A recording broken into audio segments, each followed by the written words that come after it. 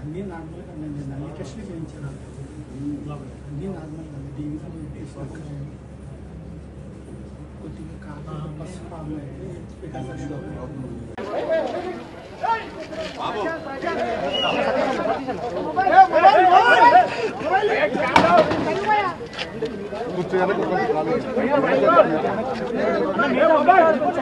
విలక్షణమైన నటనకి పరిపూర్ణమైనటువంటి రూపం కోటా శ్రీనివాసరావు గారు. మహానటుడు, ఒక లెజెండరీ క్యారెక్టర్ యాక్టర్. మా ఇద్దరి నట ప్రస్థానం కూడా ఒకే సినిమాతో ప్రారంభమైంది. అది ప్రాణం ఖరీదు. అఫ్కోర్స్ ఇక్కడే నారాయణమూర్తి ఉన్నాడు. నారాయణమూర్తి కూడా ఆ సినిమాతోనే ప్రారంభమైంది అనుకోవచ్చు. సో సుదీర్ఘమైనటువంటి ఈ నట ప్రస్థానంలో మా అనుబంధం వెనవేస్తుంది. అంతా ఇంత కాదు. ఆయనతో నటిస్తున్నప్పుడు తెర మీద ఆయన నటనను చూసి అద్భుతం అనుకోవడం వేరు.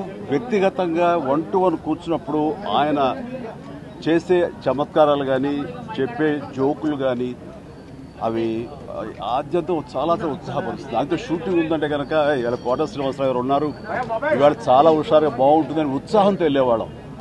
అలాగా ఆయనతోటి ఒక అనుబంధం పెనవేసుకు వెళ్ళింది. ఇంకా ఆయన చేయలేని క్యారెక్టరు, చేయని క్యారెక్టరు, మాట్లాడని యాస, మాండలికాలు లేవనే చెప్పాలి. అంతగా పరిపూర్ణమైనటువంటి నటన. నాటక రంగం నుంచి వచ్చి సినిమా రంగంలో తనకంటూ ప్రత్యేకమైన స్థానం ఏర్పరచినటువంటి గొప్ప నటుడు.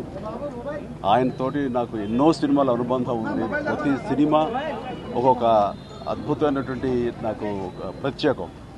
అండ్ అలాంటి మా కోటా శ్రీనివాసరావు గారు ఈ రోజున లేరు అనుకోవటం అనేది నిజంగా చాలా తీరని లోటు.